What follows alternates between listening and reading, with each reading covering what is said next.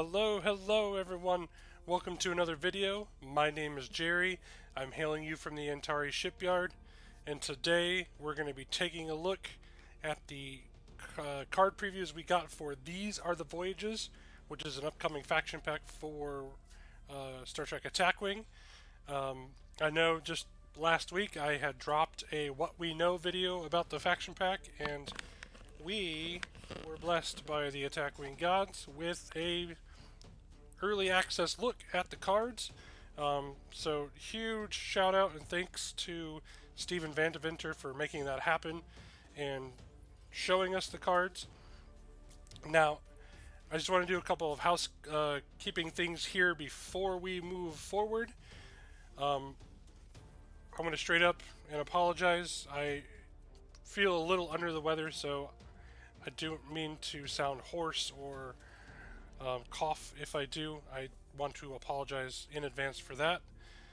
The second thing I want to apologize for is the length of this video.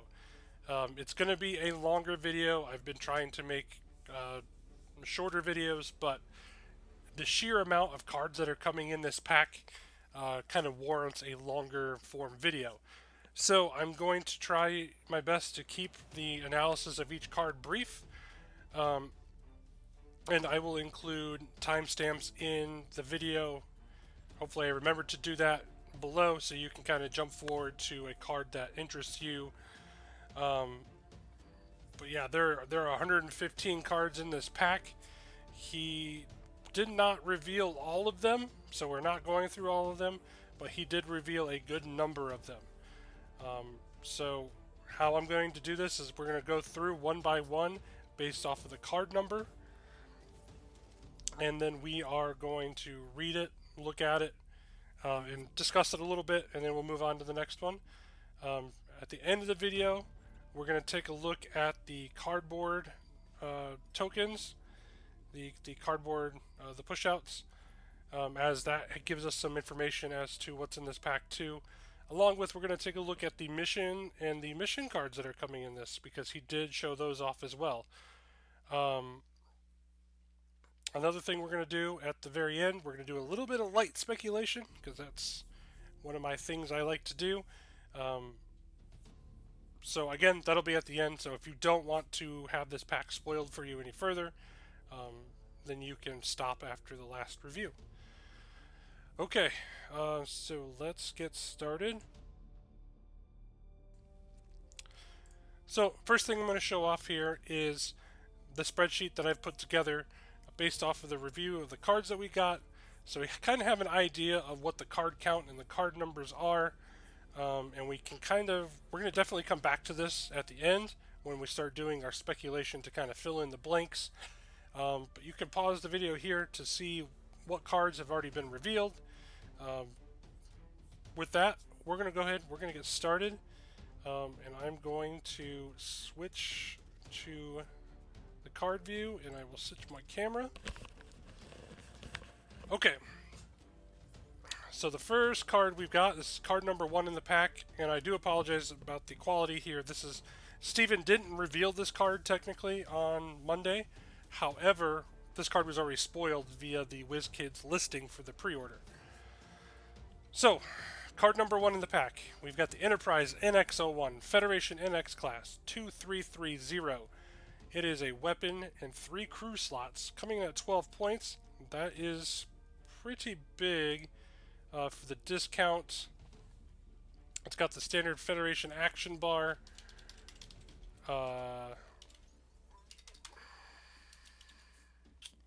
Let's see, the old NX-01 was at 16 points. So coming down 4 points, same slot layout, so all good there.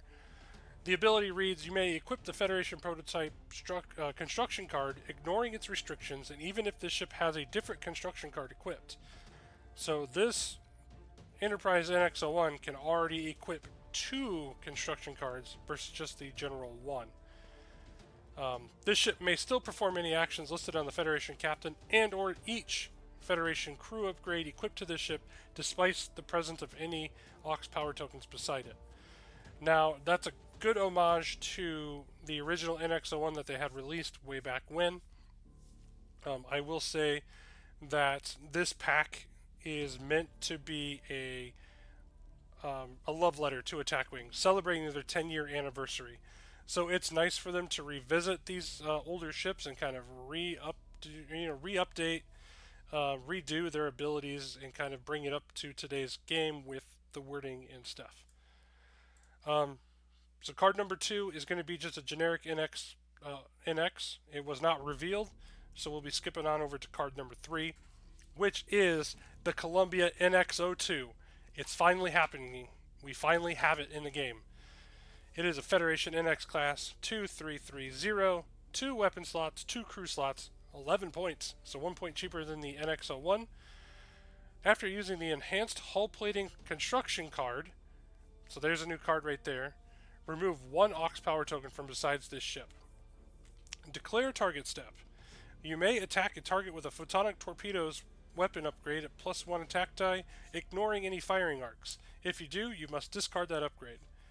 So this allows you to fire Photonic Torpedoes at any arc around your ship, beyond your primary firing arc, but you do have to discard. So there's kind of a give and take there. I think I really like this, and I'm really excited to play with this Columbia, really for both abilities. The first one is kind of another play off the old NX ability where you would use Enhanced Hull Plating and get those Auxes. This one says, yeah, use Enhanced Hull Plating. Take an Aux away. So I do like that. Apologize. Alright, so card number 4 is the generic Federation NX class. Weapon, crew slot, standard bar, 9 points. I don't know what let me take a look real quick. The original Federation NX appears to have been 9 points. Okay. Yep, it looks like it appears to be 9 points originally. Or no, I'm sorry, that's the one that I added in. And that's neither here nor there. 9 points, pretty good. I'll take that out all day long. So, card number 5 is going to be the U.S.S. Enterprise, the Constitution class refit. It's finally getting addressed, and finally getting that much needed recost that this ship class needed. 3144, tech, weapon, triple crew. We're going to see that slot layout a lot. 22 points, standard Federation action bar. After the ship executes a maneuver, gain the following effect based on the speed of that maneuver. If the speed of the maneuver was 3+, so 3 or greater, place a scan token besides this ship. If your speed was a 2, when attacking with the primary weapon, roll +1 attack die. And if the speed was a 1, when attacking with your primary weapon, roll +2 attack dice. So I really like this idea and concept behind this ship. Again, it's another one of those ships that I really just want to get on the board and try. Scan tokens are a thing in the meta now, and I like this idea of the slower you go, the stronger your weapon is. So you could get you can get an opponent at range 1, move forward 1, still have them at range 1 with your 180-degree firing arc. Roll 2 plus attack dice. Now your primary weapon's up to 5, plus the range 1 attack bonus. So now you're talking about a 6 dice attack coming from a Constitution class refit. I'm here for it every day. Card number 6 is going to be our generic Federation Constitution class refit. 18 points, tech, weapon, crew. Again, a much needed recost for this. Let's see if I can quickly find what it was recosted from. Institution.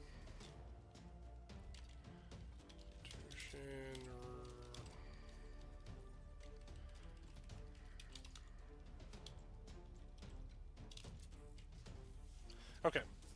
I'm not even going to try anymore on that. Utopia is not wanting to work with me today. Alright. So, notice that this is going to jump from card number 6 to card number 9. That's because Steven did not reveal the other Constitution refit in the pack. We do know from the WizKids preview that it is, or no, we don't know from the WizKids preview. we do know that it's going to be the Enterprise A, and that'll come towards the end of the video. So we got the Enterprise A with the generic on its reverse. So that's 7, 8. Card number 9 is going to be the U.S.S. Excelsior. Again, getting much needed love. 3154, tech weapon, triple crew, 23 points. So only 1 point more than the Enterprise. I like that. Each time an opposing ship within range 1 to 3 would acquire a blue target lock token, this ship must be targeted. Or this ship must be the target, if able. Then remove a disable token from a crew upgrade equipped to this ship.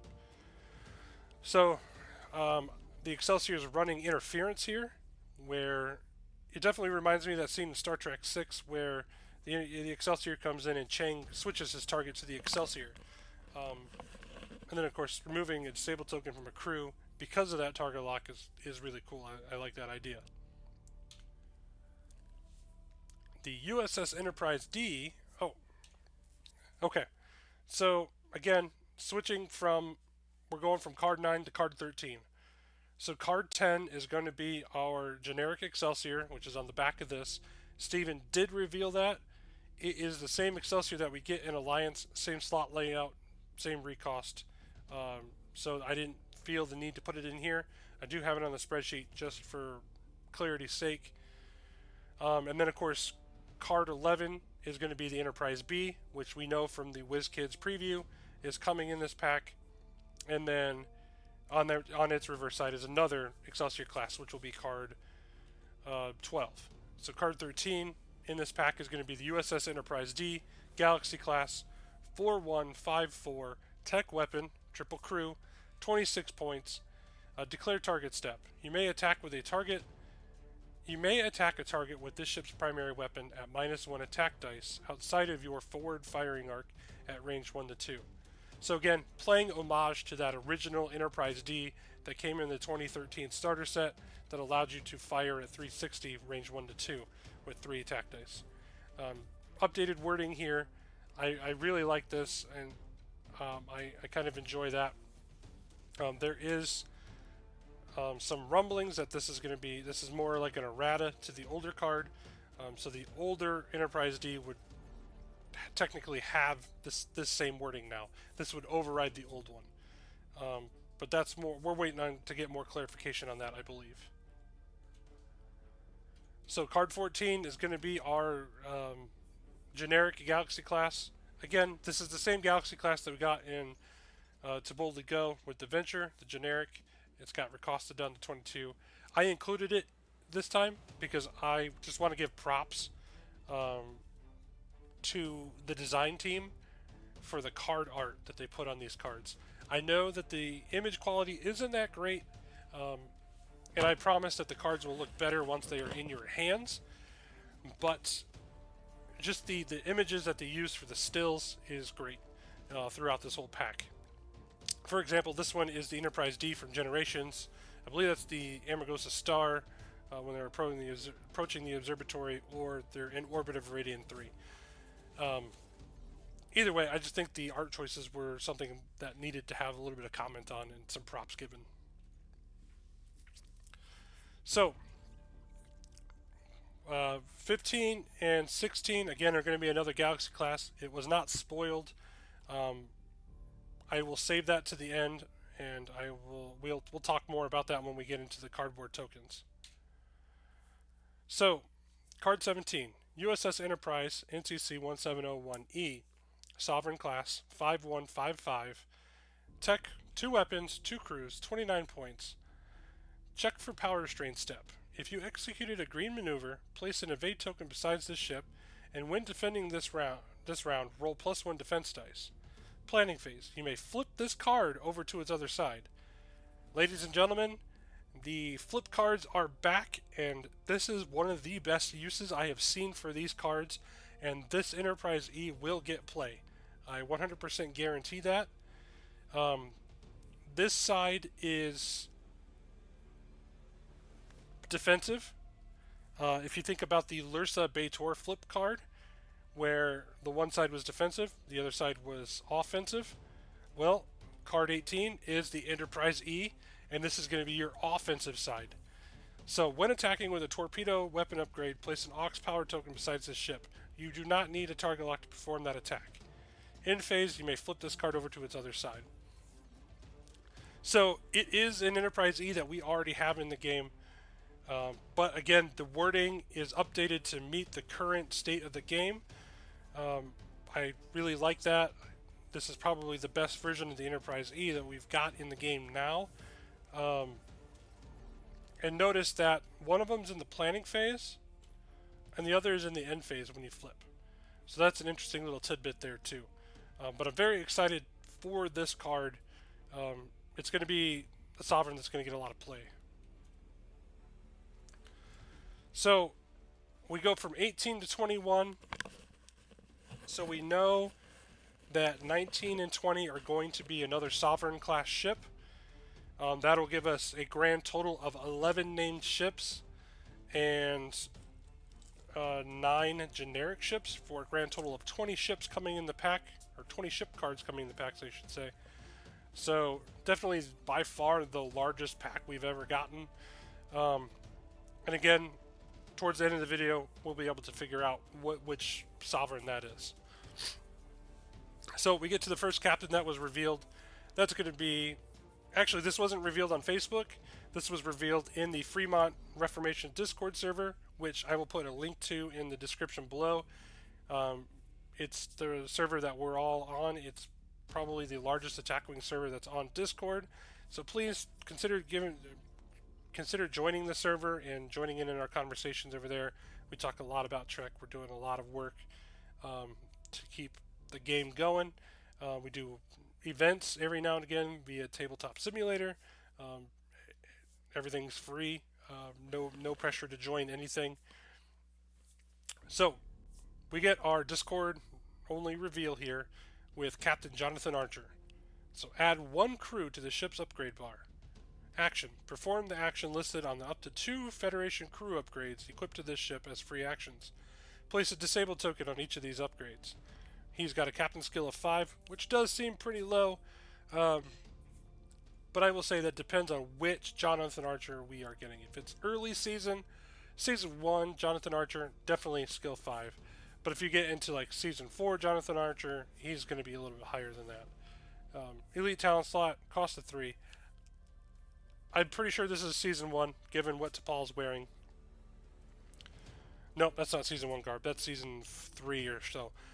Either way, I think this is perfect. I think this card's going to be good. So, with the NX-02 Columbia, we are getting Miss Erika Hernandez, the captain of the Columbia. So it is a NX locked only, so she can only be the captain of an NX class. Looks like range 1, skill 5, elite talent slot, cost of 3. She also adds 1 crew upgrade to the ship's upgrade bar.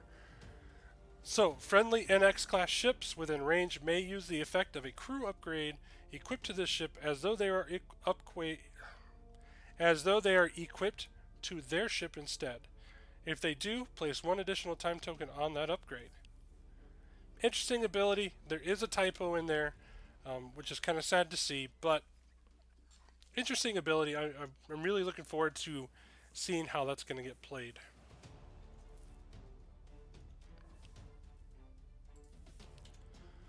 Alright, so now notice we flipped from 21 to 26 between those 2 cards. We'll talk about what we think is going to be in between there.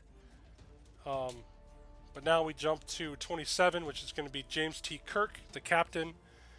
Skill 8, 2 elite talent slots, cost of 5. Reveal dial step. Place 2 time tokens on this card. Rotate the ship's maneuver dial to a different maneuver. Isn't that just the most James T. Kirk thing you've ever heard? That is an amazing, amazing ability, and there is a specific counselor that I think he could get paired with that'll allow you to do this every single round. Make you super, super unpredictable. He's going to be a card that's going to be pretty high in the meta, I think. Just because coming in at skill 8, he's going to be activating he's going to be activating last, so you're going to get a lay of the land by the time he gets activated. Especially if you boost his skill up by 3, then you're talking skill 11, James T. Kirk. Yeah, he's going to be one of those guys that's going to rival Gen Con almost. Alright, so we go from 27 to 29. Now, Steven didn't reveal the card technically, but we are getting an Admiral James T. Kirk. He did show that part, mainly because he wanted to show off the card art, and it's going to be an Admiral James T. Kirk from the motion picture. So we are getting Kirk in the pajama uniform. So that'll be 28. Bringing us to 29, we're talking Mr. Spock. Captain Skill 7, Elite Talent Slot, Federation, Vulcan, dual faction there, cost of 5. Planning phase. Once per game, you may cancel any active negotiations in play. The controlling players may activate their negotiation effect targeting a different ship. A free action. Perform either a target lock action or a scan action as a free action. So this is definitely an update from the Captain Spock that we have. And the planning phase is very interesting to me, as this is the first kind of iteration I have seen or can think of where a card just stops negotiations mid-game versus an effect at the start of the game when those things are being figured out. There may be one other card I'm thinking of, but it's not coming to me at this point. It's just interesting. I'm enjoying it because ambassadors definitely need to have these kind of cards in the game to kind of counter them as well. So it's nice to see Mr. Spock coming in and using his diplomatic side to do that. So going from 29 to card 30, we're getting a Mr. Spock. So when attacking, crew upgrade, Federation Vulcan 5 points. When attacking, if there is a scan token besides this ship, convert each battle stations into hits. If equipped to a Constitution refit, this attack cannot be cancelled. So we're taking the Mr. Spock from the tiny price, the very first U.S.S. Enterprise pack, updating the wording there, giving him a little extra thing where an attack can't be cancelled. Like it. And then his second ability is a new keyword, which is First Officer. If the captain equipped to this ship is discarded, then you flip over and equip this card as the captain. Now, we've had things like this in the game before. You're thinking of those cards like Worf and Croesus, and gosh, there are other ones that give bonuses to captains specific to a faction. And if the captain cards are disabled or discarded, Worf moves in and becomes a skill 5 captain. This is a little bit different. It's the same concept, but done, I think, a little bit better, in my opinion. So, say your captain is discarded. Notice it says discarded, not disabled. If your captain is discarded, then Spock gets flipped over to his captain side, and now you've got this. Coming in as skill 7, I really liked it. I really enjoy this mechanic, and I can't wait to see what future packs hold for that mechanic. So we skip from 30 to 33 here. We'll talk about what's 31 and 32. But we get our captain of the Excelsior, Hikaru Sulu. Again, we get a new keyword, which is obstruct and 1. We don't know exactly what that entails yet. Steven did say on Friday, February 16th, he was going to release kind of a rules video going over some of the new keywords and actions that we'll get to a little bit later. So we're going to find more out about obstruct. Skill 6, elite talent, cost of 3. Each time a friendly ship within range suffers damage, 1 to 2, the ship may either perform a 1 bank white or a 2 bank white maneuver. So again, it's Sulu coming in to help a friendly ship, much like they did in Star Trek 6, coming in to help the Enterprise. I like it. I really do. That leads us to card number 34. Oh, sorry. So, again, card 34 wasn't revealed to us, but the card art was spoiled. It is a crew version of Sulu on the reverse side of this. So that's that. And then, of course, we don't know what 35 or 36 is. So moving into 37, we get Captain Jean-Luc Picard. Skill 9. Elite talent slot, cost us 6.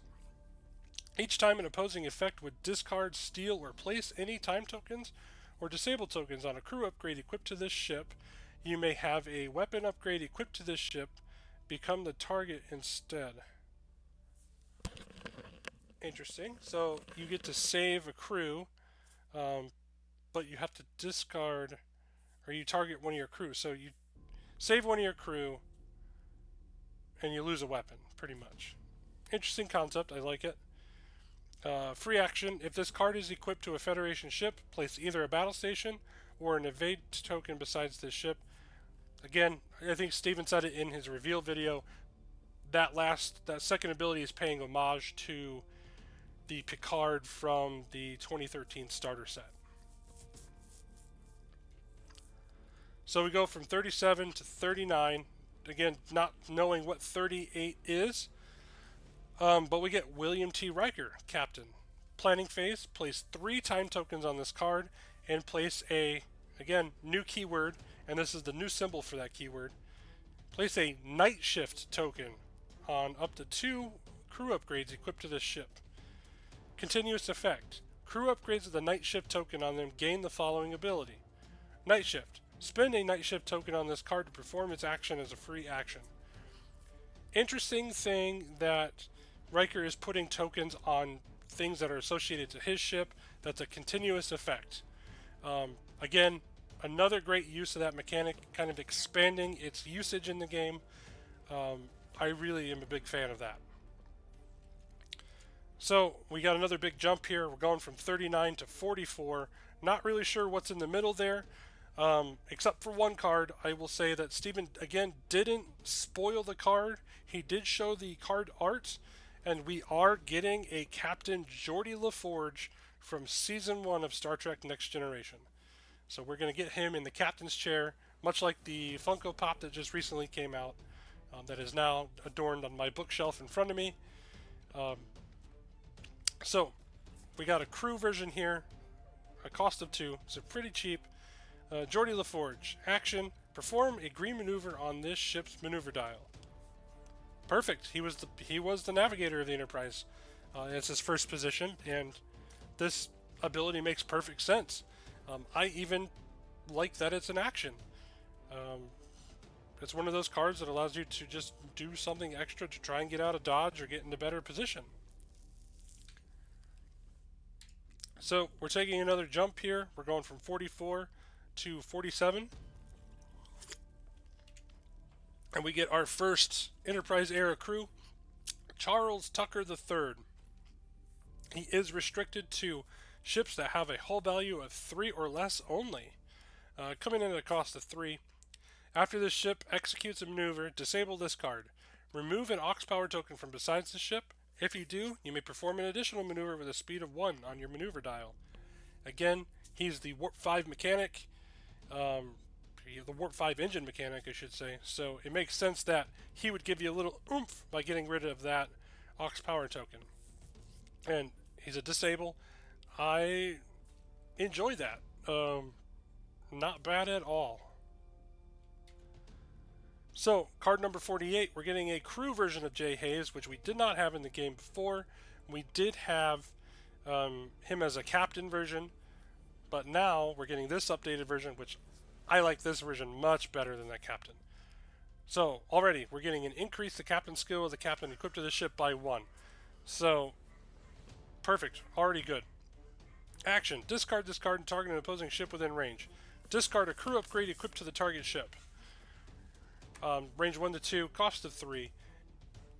Again, this is a great card. And there has been a version of this card in the game already. That card was called Second of 5. He has strong Second of 5 vibes, but the Federation make it its own thing. So now, instead of Second of 5ing something, you can go and Mako something. We move on to 49, where we get one of the biggest reveals of the day. we get the greatest boys of them all. We get Porthos. Porthos is locked to a Federation captain only. This card may be equipped to a ship with Jonathan Archer equipped without requiring an upgrade slot. Combat phase, place 2 time tokens on this card. Remove a disabled token from a Federation captain or a Federation crew upgrade equipped to this ship. So you want to use Tucker. Porthos can save Tucker. Love it, love it. And it opens up. Are we getting a spot card? Maybe. We'll see. So we move from card number 49 to card number 52. Again, don't really know what's in between there, but card number 52, Rivers. We're getting our guy Seth MacFarlane in here. So this is his little cameo. After suffering any damage to your hull, discard this card and place 1 Ox Power token besides the ship. Repair 1 hull damage, or repair 1 hull on this ship. Interesting. I think this is a card that's going to be worthy of discussion. There's going to be a lot of discussion about it, and it's really all I'm going to say at this point. I just kind of want to see where that discussion is going to go. I do like the card. I do like the concept. We'll just see where that's going to go. So we move from 52 to 53. Now we're moving into the TMP era crew. We've got Leonard McCoy. In phase, spend a scan token besides the ship. Remove a disabled token from a crew upgrade equipped to the ship. Cost of 2. Okay. We're getting plenty of scans out there now that aren't really doing much of anything. Especially in the end phase. So being able to spend those tokens to do something seems fitting. And Leonard McCoy, who best to have that ability than Leonard McCoy? Moving over to number 54, Nyota Uhura. Combat phase. Disable this card and target each opposing ship within range 1 that have any of the following tokens beside them. Battle stations, scan, or an evade. Discard all of the listed tokens besides the target ships until only 1 token remains besides each ship. So, this is one of those cards that I've talked about in my previous videos that's a token denial. And I enjoy this concept of this card. Say your opponent has all 3 of these tokens. It's pretty much up to you now to pick which token they keep. So you're going to discard 2 of them, but they get to keep 1. So do you let them have the battle station? Do you let them have the scan? Do you let them have an evade? There's a lot of decisions to be made with this card, and I, again, really enjoy it. I think range 1 is perfect for this. Kind of gives me the illusion that Uhura is jamming communications with these other ships at range 1, or doing something with communications where they're not getting the quality that they thought they had. And then we've got Lojur, first crew from the Excelsior pack. This is number 61, so we got another big jump here, 54 to 61. Lojur, when attacking with a weapon upgrade, you may disable this card instead of that upgrade. So this is an update to his original card, new card art for that. I see Janeway hiding in the background there, but again, Lojur is another one of those cards that's really good. So 61 to 62, we're getting a new Janice Rand. Whenever you perform the action listed on a Federation Elite Talent upgrade, disable this card, place a battle station token besides the ship. I believe it's an update from her original version, but they did make it better. I'm here for it. So 62 to 63, we are getting Dmitri Valtane, and Dmitri is misspelled. However, I think we all know what the intention is here. When attacking, if there is a scan token besides the ship, you may re-roll up to 2 of your attack dice. And he's got a new keyword, Lower Decks. And we'll talk about Lower Decks here in a second, because Steven did reveal that keyword. So, the next card, which I believe is 64, we've got Tuvok. Planning phase, disable this card. Place a scan token besides this ship. And again, got the keyword of lower decks. Okay, so here's where we will talk about the lower decks keyword. So, the way Steven described it, lower decks allows you to take 2 crew members and equip them into 1 crew slot, as long as they have a matching faction icon with the ship that they are equipped to. So, if you have, say, the Excelsior, and you only have 1 crew slot left, and you want Valtane and Tuvok, but you can't decide between them, you can equip them both because they both have the lower decks keyword, which again states that you can equip 2 lower decks crews into 1 slot. So you can equip Valtane and Tuvok, and you have to pay their costs. So it'll be 3 and 2, so 5 for both of them to be equipped in that 1 slot. And you can put them on the Excelsior because it's a Federation ship, and they both have Federation icons on their card.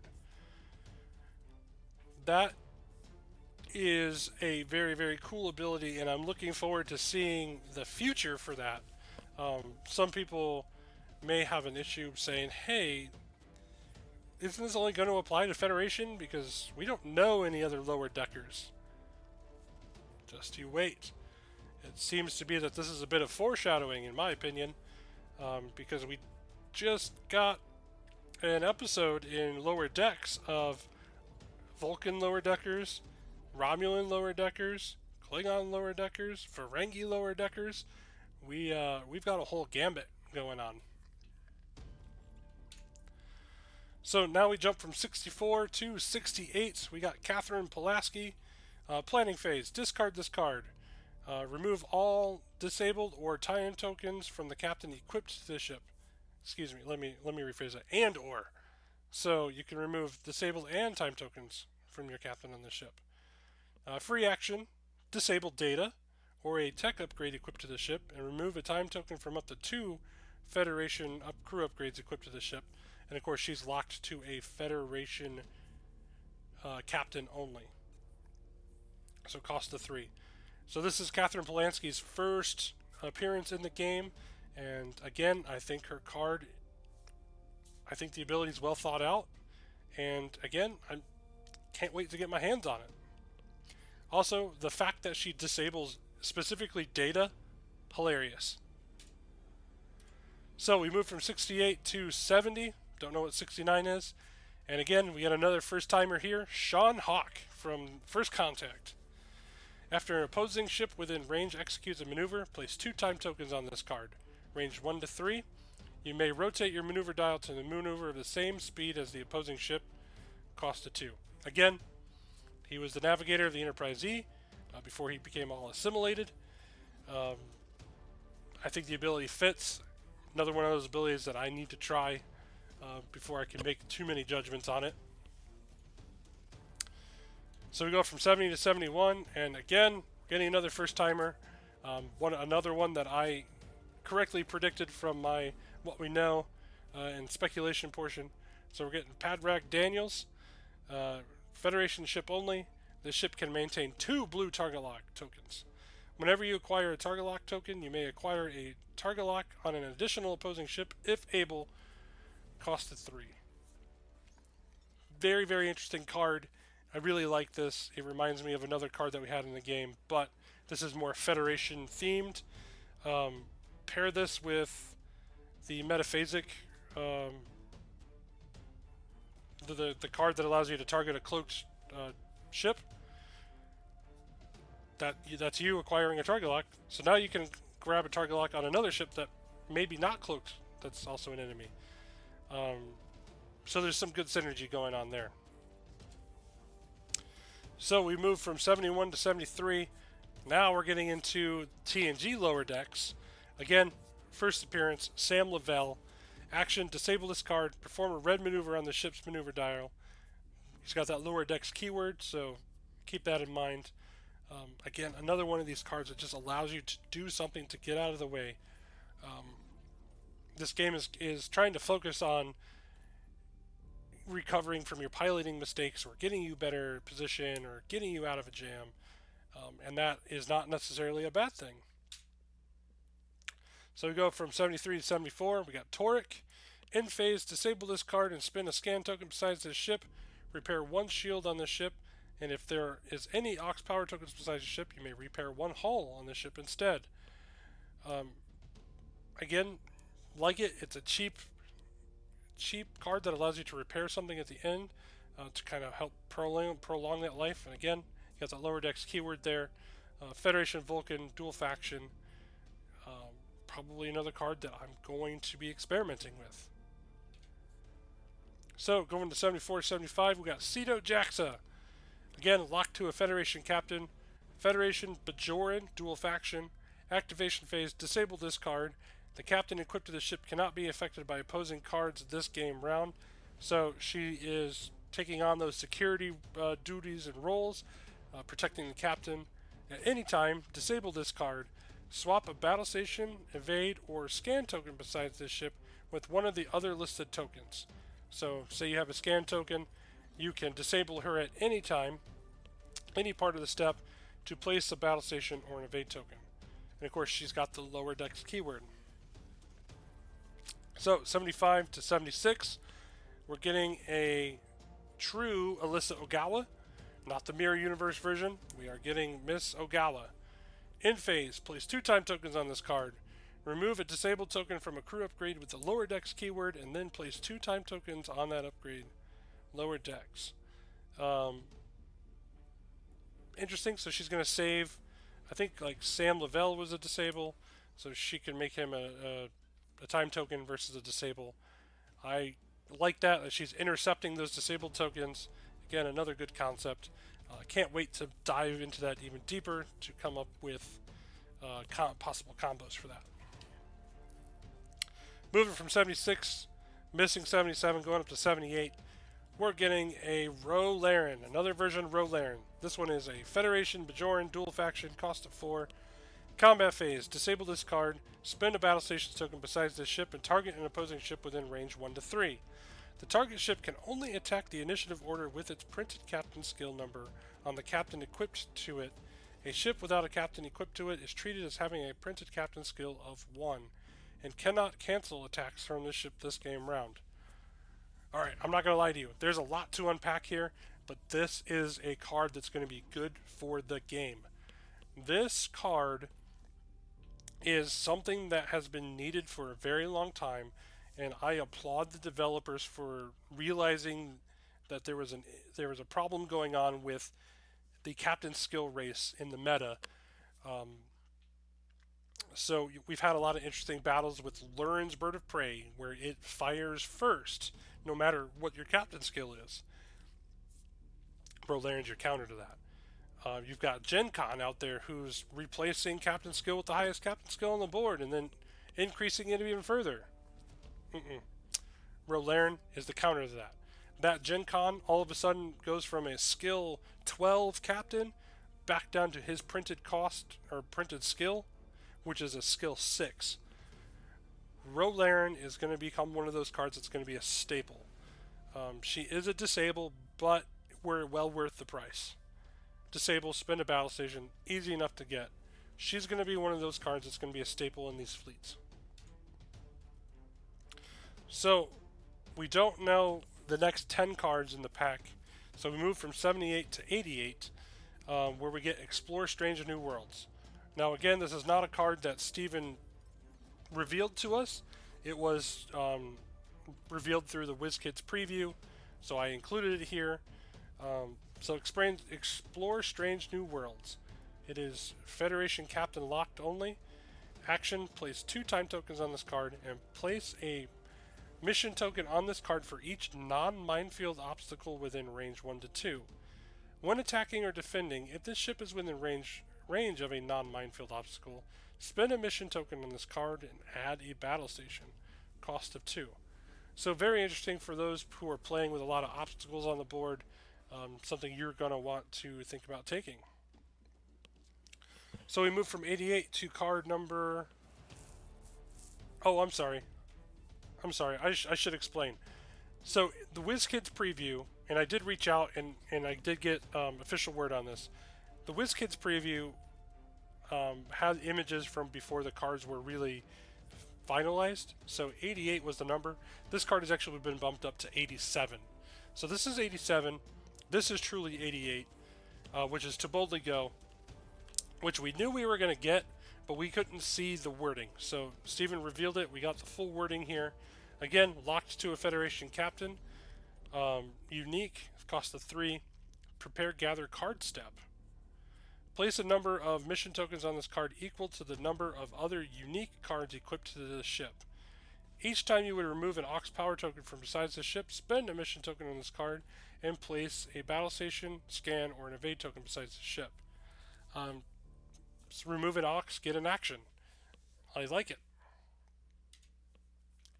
Number 89.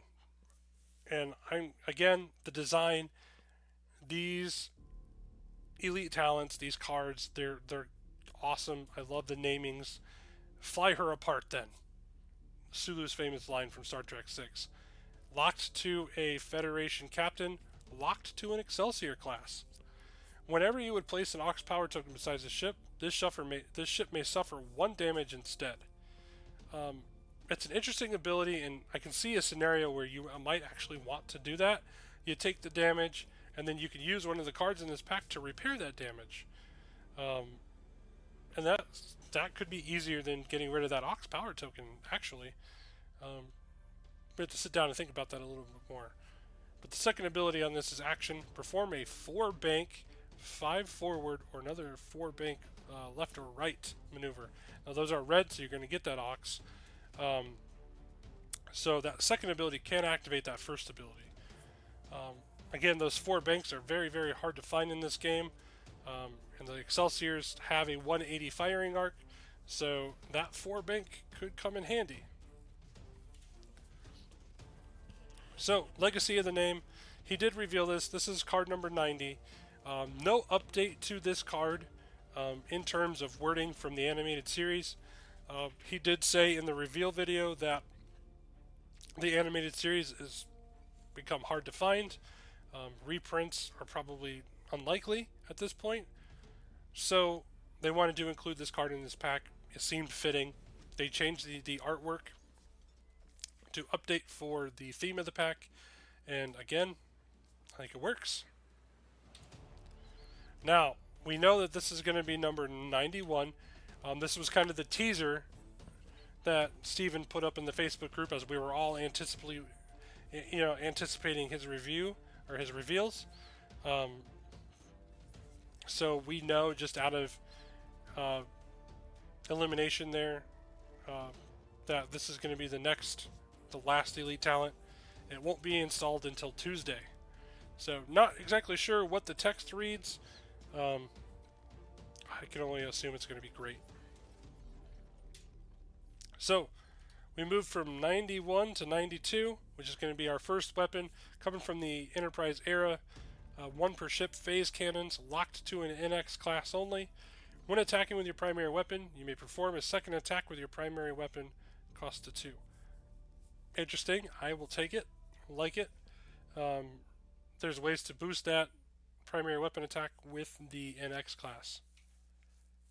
So 92 to 93, we're getting Photonic Torpedoes. It's got a weapon attack of 4. Front arc. Locked to a front arc only. Attack. If the ship has a target lock token on the defending ship, place 2 time tokens on this card and target that opposing ship. If equipped to an NX class, you may convert 1 battle station to a hit. Yeah, it's an update to the old Photonic Torpedoes. I like it. Very, very thematic. So 93, I believe Steven said in the video that we're getting 2 copies of this.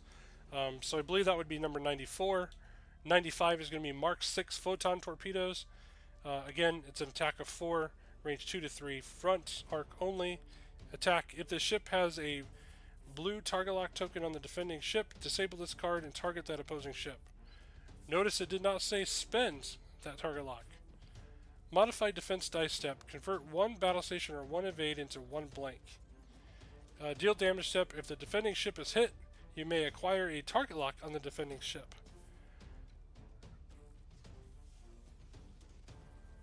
Interesting. I wonder how that would work, because you're not spending your target lock. Assuming you're going to spend your target lock to re-roll those dice, you just keep your target lock. Okay. Interesting. Again, card art is great. Now, here's something that I really like that they're starting to do. Card number 96 is the same card. It's Mark 6 Photon Torpedoes, but it's got the Excelsior on it. So we're getting duplicate cards with other card art on it. It is great. That's awesome. Again, another solid A+ idea. Card number 97. We're getting Photon Torpedoes. Variable attack, range 2 to 3. The attack value of this weapon is the ship's primary weapon value +1. This is the same torpedoes that we got in Ships of the Line with the time tokens. It's the Federation torpedoes. This is the time token version of it, though. So we moved from 97 all the way to card 100. That is going to be the 1 per ship transporter room. It is a tech, cost of 2. Now we've got the first of 2 new actions, and again, we don't know the full rules for these new actions. We'll be finding out on Friday. Add the transporter action to this ship's action bar. Whenever a friendly ship within range would be destroyed, discard this card.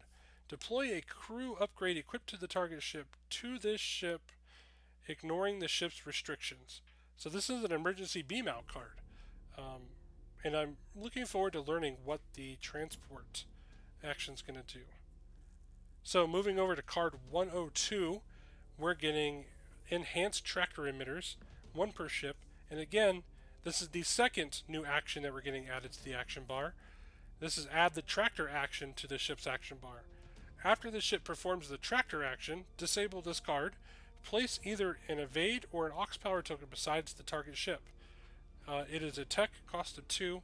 Again, very interesting. I need more information to kind of elaborate on these cards a little bit more.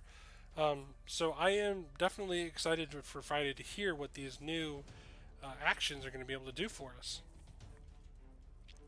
So we go from 102 to 103, micro power relays. This is an update to an older card. Action, repair 1 non-critical damage to the ship's hull. Action, flip all face-up damage cards assigned to the ship face down. Tech, cost of 3. So you can, if I understand this correctly, you can use the second ability to flip all of your critical damage face down, including warp core breaches, and then use the second part of that action on another turn to get rid of said warp core breach. Interesting card. Interesting. 104, we've got Navigational Deflector, 1 per ship, tech, cost of 2.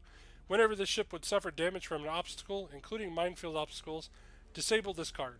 This ship may roll its defense dice against that obstacle and add 1 evade.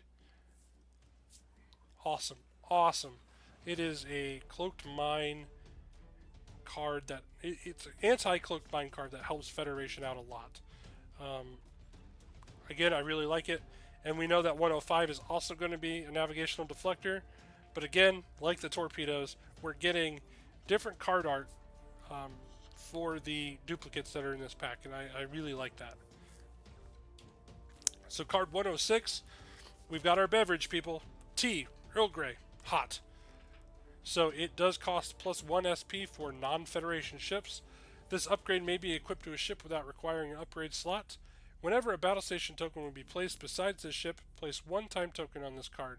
You may place a scan token and an evade token besides this ship instead, and then remove 1 time token from another card equipped to this ship. Whew. That is a lot, but I really like this card. Again, I gotta get in there, I gotta play with it before I'm going to form a good opinion on it. So, 107, going to be Tactical Data Link. Again, 1 per ship, Sovereign class locked. This card may fill a weapon or a tech slot. When a friendly ship within range 1 to 2 is attacking, if the defending ship has this ship's red target lock token beside it, that friendly ship may re-roll 1 attack die. So just sharing tactical data between the fleet. I really like that. It's not an action to re-roll that die. I like those passive abilities. So here's another card we're getting an upgrade to. This is Systems Upgrade, locked to a Federation ship only. This card may fill a weapon or tech slot, add 1 tech to the ship's upgrade bar, and increase this ship's shield value by +1. It's cost of 2. So they made it so it can't be equipped to crew slots, which is how that card was played a lot. But again, this is another one of those cards that was hard to find, hard to get your hands on, and they did include a duplicate. And again, different card art. It's wonderful. So moving from 109 to 110, we're getting our one and only ambassador in this pack, St. John Talbot from the Final Frontier. Negotiations accepted. The ship and the target ship gain the following ability. End phase. If the ship is within range 1 of a non-minefield obstacle, select either an evade or a scan token besides the ship. That token does not get removed this end phase. Negotiations denied. For the rest of the game, the target ship must place an aux power token beside it after ending a maneuver within range 1 of a non-minefield obstacle. So again, just adding intrigue to more obstacles on the board. So 110 to 111.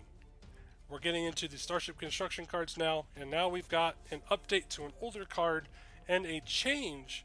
This used to be a tech, now it's going to be a Starship Construction card, and you're going to want to use this one instead, I promise. This is going to be a 1 per ship, enhanced hull plating, locked to an NX class only, cost of 3. When defending, modify defense dice step. If the ship has no active shields and is not cloaked, you may add up to 2 evade tokens. If you do so, place 1 aux power token beside this ship for each evade added. So nothing new with the ability there, just a change in the type of card and some of the restrictions to it. So 111 goes to 112, which we got a couple more copies of the Federation prototype, which I believe are 112 and 113. Now we've got a very interesting Starship Construction card here. It is going to be the first tri-faction card in the game. This is the Dominion War Retrofit. It is 1 per ship, Federation Romulan Klingon factions, cost of 3. Add 1 tech, weapon, or crew upgrade to the ship's upgrade bar and increase this ship's shield value by 1. If equipped to one of the following non-Borg ships, gain the listed effect. Looks like that's a Cavort or a Vorcha class. Add a battle stations action to the action bar. The X class, replace the ship's primary weapon value with its printed primary weapon value +1. And then Miranda, Excelsior, or Galaxy class, increase this ship's hull value by 1. Interesting. Very, very interesting. I really like this, and they know we're going to like it too because they gave us 2 copies of this. Okay, so that's it for all the card reveals. I'm going to load up the pictures I took, the screen grabs I grabbed of the token sheets. So if you don't want to have anything else spoiled for you, you should probably end the video here. If not, I will go ahead and we'll move on.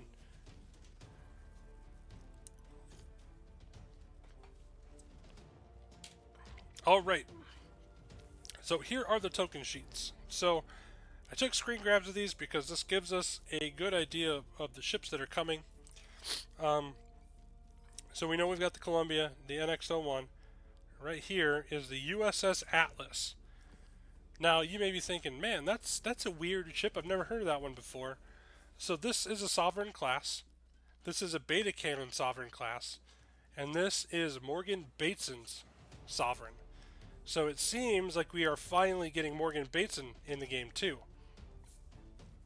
So the bottom row here, we're getting the U.S.S. Galaxy. Look at that. So now we know what the unnamed Sovereign was that we didn't get revealed, and we know the Galaxy class that wasn't revealed. So we got the Atlas and the Galaxy. Everything else we already know about. Moving on to the other side of the template. This just confirmed that we are, in fact, getting an Enterprise A in this. So no more hunting for... Oh, I'm in the way. Let me move my camera for a second. Right there, Enterprise A. Now we know there's going to be no more hunting or paying buku bucks for a grand prize ship. We're getting it in the game via this faction pack. So we know we're getting, right here is a Reg Barkley. Looks like we're getting that's that Sulu that I was talking about. And of course, we got the continuous effect Riker tokens, Sito Jaxa. Here's a Laren token. And then I can't quite make out who this is right here. I don't remember seeing anything like that. But what I really wanted to point out were the maneuver templates. So we're getting a couple of new maneuver templates to use.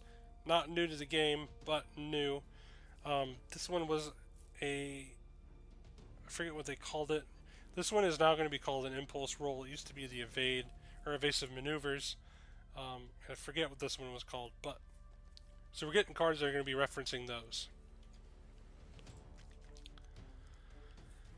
Okay, so now we're looking at the mission that comes in this, and it's an actual. It looks like it's an actual booklet.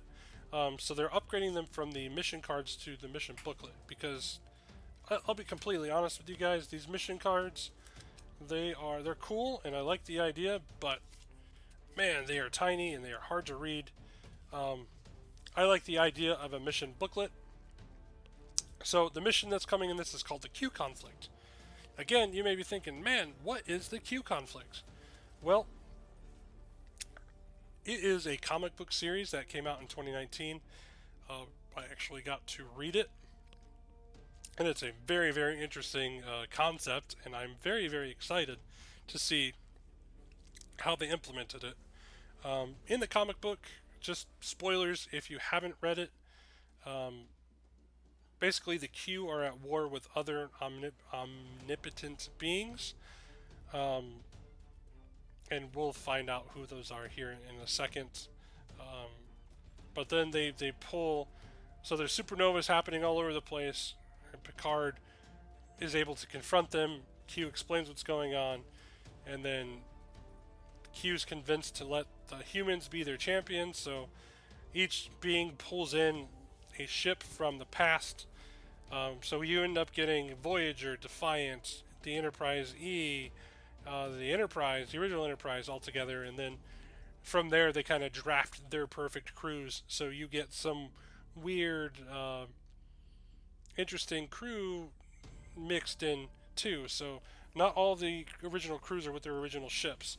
And then of course they have to complete a series of tasks. I could probably make out the words here, but I don't really want to go into this too much. I kind of want to leave that into a surprise. But I'm very excited to kind of show off what's coming next. And that is the tarot-shaped cards that come in this pack that were hinted at. These go with the mission. So those are the beings that the Q Continuum were at war with. Q, Trelane, Ereborn, and Metron. And then of course, these are some of the things that they made those crews kind of face, which was a Doomsday Machine, a Crystalline Entity, the Borg Queen's Octahedron. But it seems like these are going to be very interesting, and I'm very excited to see how they're going to get used. The only one that I could really zoom in on here, and again, I'll have to move me out of the way, is going to be the Doomsday Machine, which we are getting a Doomsday Machine token. I didn't put that in this. So the Doomsday Machine token, we're getting a token for the Crystalline Entity, and we're getting a token for the Queen's Octahedron. So, the Planet Killer, it is an independent, 8-0-10-0. It's got a 90-degree primary firing arc and will attack the closest opposing ship within range 1 to 3 and arc. It's got a dial here, maneuvers as a 1 turn left or right, and a 1 bank left or right, and a 1 straight. The Planet Killer places the selected maneuver template and then another template touching the end, in which the Planet Killer moves up to the second template to execute its maneuvers. Special rules. The Planet Killer can only be targeted by attacks through its forward firing arc. If the planet killer would overlap a player's ship, that ship suffers 2 damage. And then in the end phase, the planet killer repairs 2 of the ship's hull. It's going to be interesting because it is kind of like a dumbed down version of the AI from Alliance. It just doesn't do a lot of things, but I'm very interested to see how it's going to work inside of the mission play. Okay, so that is the end of all of the previews that I have. So if you want to stick around, I'm going to do the speculation next. I'm going to pull up my spreadsheet here and switch my camera around so I'm back up here, smaller. Okay. So, just from, working on this spreadsheet today, kind of taking a look at all of the card numbers that are out there and the patterns that are emerging. Process elimination allows us to kind of figure out more speculation to try and attempt to get more guesses correct. I got a few of them from my previous video correct, so kind of running that high, if you will, the dopamine hit of getting some of those correct.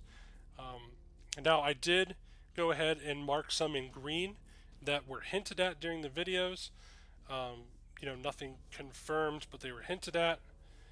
Jonathan Archer, just because he was on the Discord, he is actually, let's do this, so we know that he's going to be there. So who else should we be expecting? We know that Jonathan Archer and Erika Hernandez are Enterprise era. It would make sense that what we have in here is Enterprise era. I think they said that we're getting 2 admirals in this pack, so I would expect to see Forrest, and then maybe the Forrest Admiral in here. And then, again, just looking at the overall trend in this pack, where you've got captain on one side and then a crew on the other, I wouldn't be surprised if we get another version of T'Pol. One that is a captain and then one that is a crew. Because you can't have the Enterprise era without T'Pol. Right? Right. So from there we get into kind of the TMP era. You got James T. Kirk, Mr. Spock. We've got an empty slot here. I do think they might continue this trend. We might get a Will Decker. So Will Decker captain and a Will Decker crew, because he was demoted, technically, down to first officer. And then I think this one was kind of hinted at, but I couldn't make it out very well. But I'm pretty sure we're getting that Pavel Chekhov that I had talked about. So we're getting a Pavel Chekhov captain and a Pavel Chekhov crew.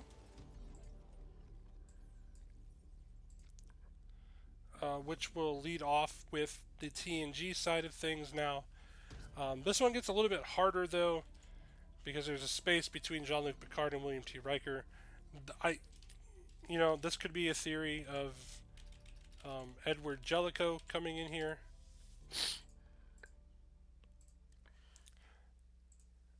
Between William T. Riker and Geordi LaForge, oh man, there's so many good options. There's so many good options to go with here, but I think we might get a captain that we've never gotten before. And this is probably going to be my wild card guess in this pack. But are we getting a Beverly Crusher captain? She did take command of the Enterprise during descent. So if we get that captain, then we'll get her crew version down here. If I can spell her name right. And then we know, well, we don't know, but who else has been a captain? I think this is where we're going to get Data. Because Data has taken over a captain of the Enterprise when Picard and Riker were on board that the pirate ship, the Stone of Gaul thing. So, moving to crew, it looks like we're getting Enterprise era crew here, right in this section. So, we're getting to Paul. We haven't gotten our Hoshi Sato, and we didn't get Malcolm Reed.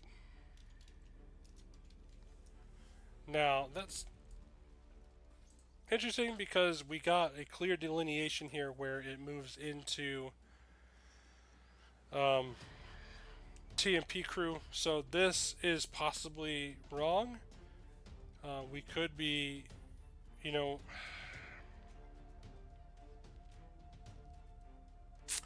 Charles Tucker could be not the first crew. This could be Phlox. Oh man. All right, I'm changing my guess right now.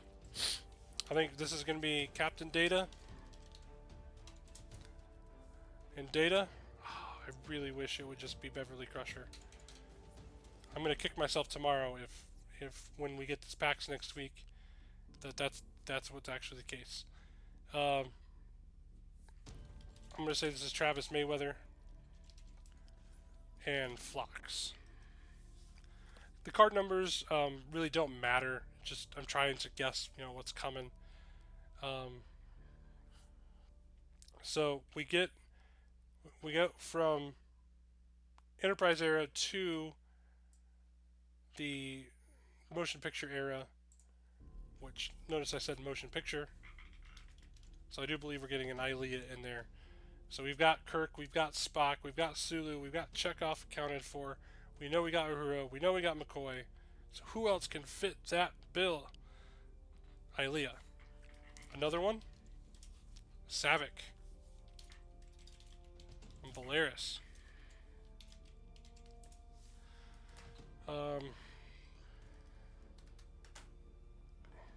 Yes. Now the tough part becomes, well, who else? Who else are some Enterprise TMP crew that we could put on here? You could go with some guys from Star Trek 6. But those, I'm going to say those are pretty far reaches. I mean, they did reach down for Rivers, though. Man. What is that guy's name? They've got 3 slots here. I don't remember any just additional crew from the Final Frontier. I don't remember any from Voyage Home. The Wrath of Khan, nope. Nope. Nothing from... We're already getting a Janice Rand, so we don't need her from TMP. So I think that leaves... let's see...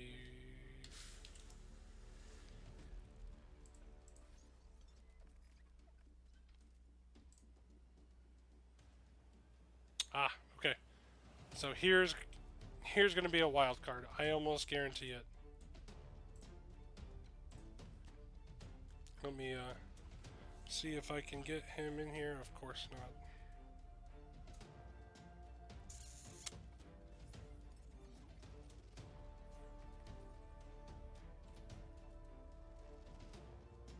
Oh, yes. Sorry, I'm just looking for the right entry here.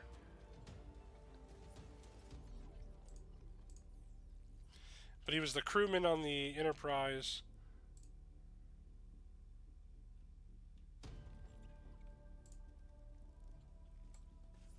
There we go. Move him in frame.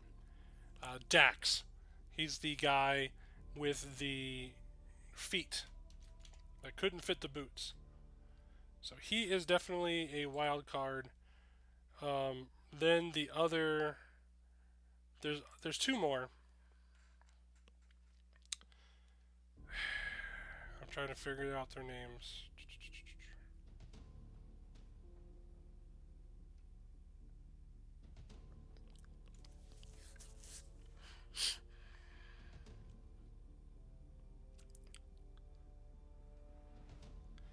You got the two assassins from Star Trek 6. I don't remember their names either. I mean, they weren't around very much, but that's a possibility. Especially if you're getting the A, you kind of have to have some of those crew. So I think that's where that's going to go. So I'm gonna list it as Assassin A.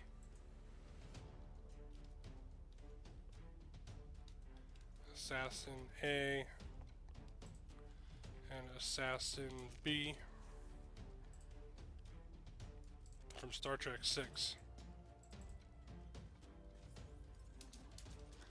Star Trek.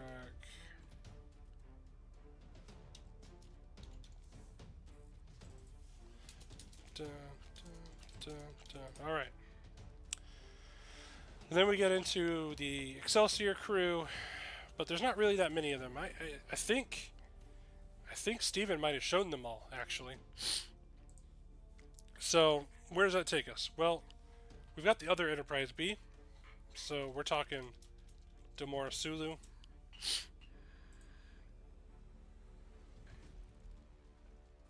Oh, you know what I just noticed? Interesting.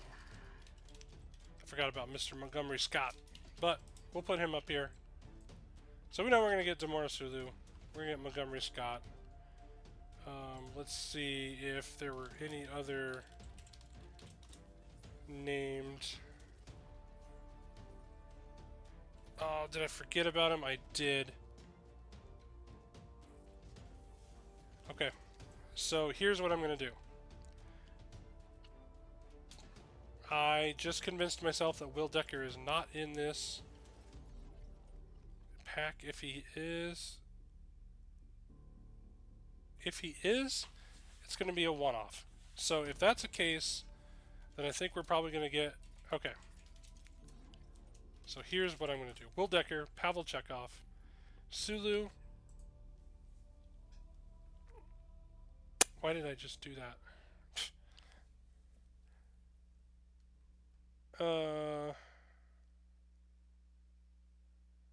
Where did my mind just go?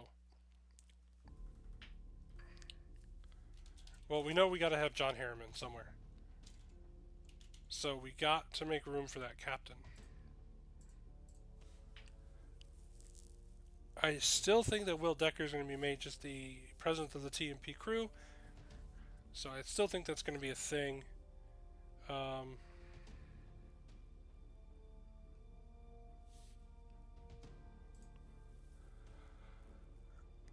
Oh, I just thought I had this figured out too.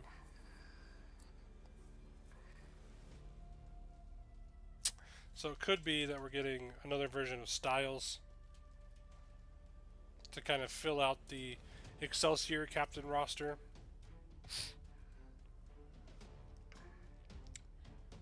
So let's take a look. We're looking at other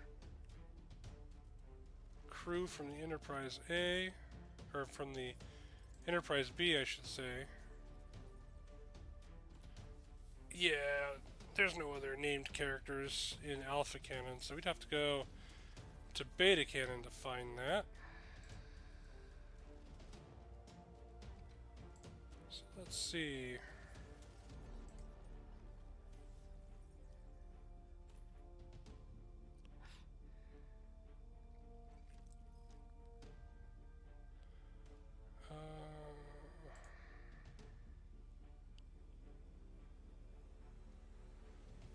Tracy Dane.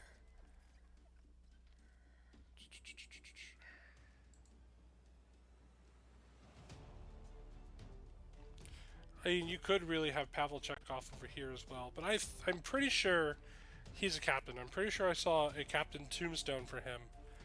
I'm pretty sure. I'm trying to find...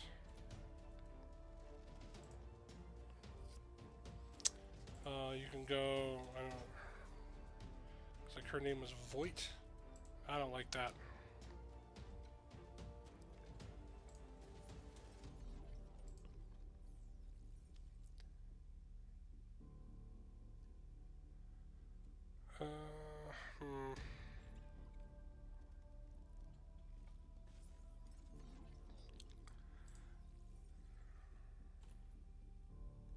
Yep, I don't know. It could be this. It could be moving into TNG stuff at that point. Pulaski seems to fit. I don't want to put... Man, I don't know. I'm just going to say Enterprise B crew. So, you got Pulaski. We know we're getting data. We have to get data. So, I mean, we could be getting...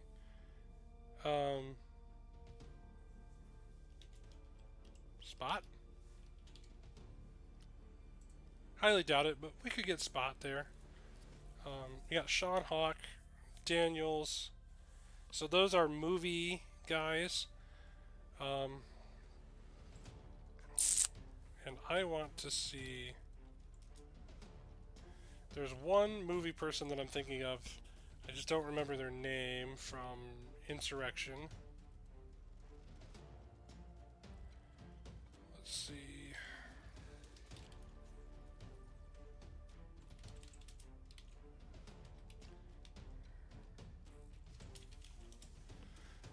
Alright, so while I find that, let's go down here. I'm just going to call it Wesley Crusher. We're getting him.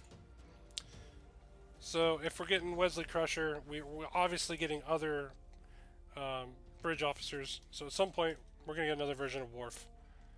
I think that's just got to be said. Worf. It'd be nice to see a Tasha Yar show up. It'd be nice to get a Beverly Crusher.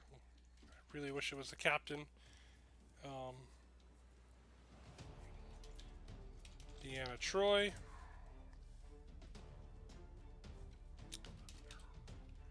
Reginald Barkley, which I'm pretty sure I saw a tombstone for. Or not a tombstone, a token for.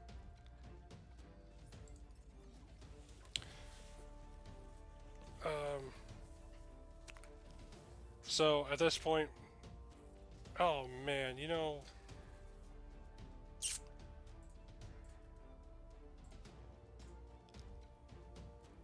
man.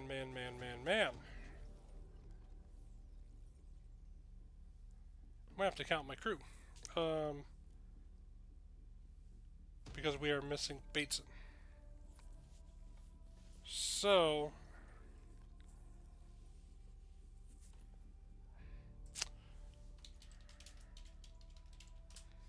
No Jellicoe. We're getting Morgan Bateson. And if that's the case, then I'm going to say that these two are specifically for Bateson's crew. Let's see if we can find who this person was.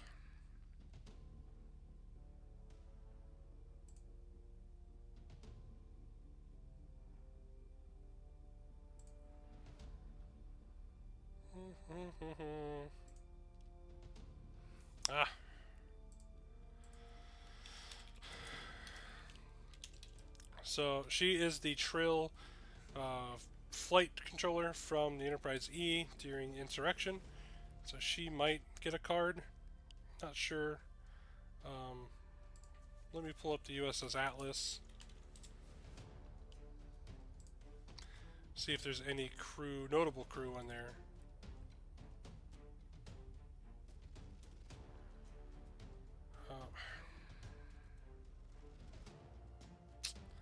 I don't think so. So it's possible that we'll get some random people in here. Maybe like an Argyle. It'll be interesting to see. And then I'm not really going to try and guess this stuff here. This stuff is kind of is harder to understand, or harder to guess, harder to pin down. So I think that's gonna be my. I think I'm gonna lock it in. I think these are gonna be my guesses for when we get the faction packs next week. So thank you everyone for hanging on with me. It's been this video is sitting at about an hour 25 minutes. I know it's long form. I know I didn't want to do that anymore, but there's a lot going on in this pack, and I will make another video for the other packs when they come out. But let's continue the conversation either over in the Discord, which I'll put a link to in the description box below. We can also have the conversation continue in the comment section. You know, what do you think? Or what are some of the guesses that you have? Guinan is another good guess that I saw somebody put in there. Actually, she would make a lot of sense for this. So I will retroactively add her to my list. Yeah, what are your thoughts? What are your opinions? What are you excited for? I want to hear it all. Also, make sure you subscribe to the channel to get more videos like this, to be alerted when they come out, and give me a thumbs up to let me know that you like this content. And you know, if you know other people who are excited about this but are unaware that faction packs are coming out, I've seen that a lot lately in the Facebook group. Share the link to my video. Say, hey, this guy is covering it all. He's got all of this, and you know, I would love to have the actual box in my hands to show you the cards. Alas, I never heard back from WizKids, so that unfortunately was not going to happen this time round. But let WizKids know, hey, this guy, he's really into Star Trek Attack Wing, and he really talks you guys up, so you should probably hit him up. But again, thank you all for watching, and until next time, we'll see you around the shipyard.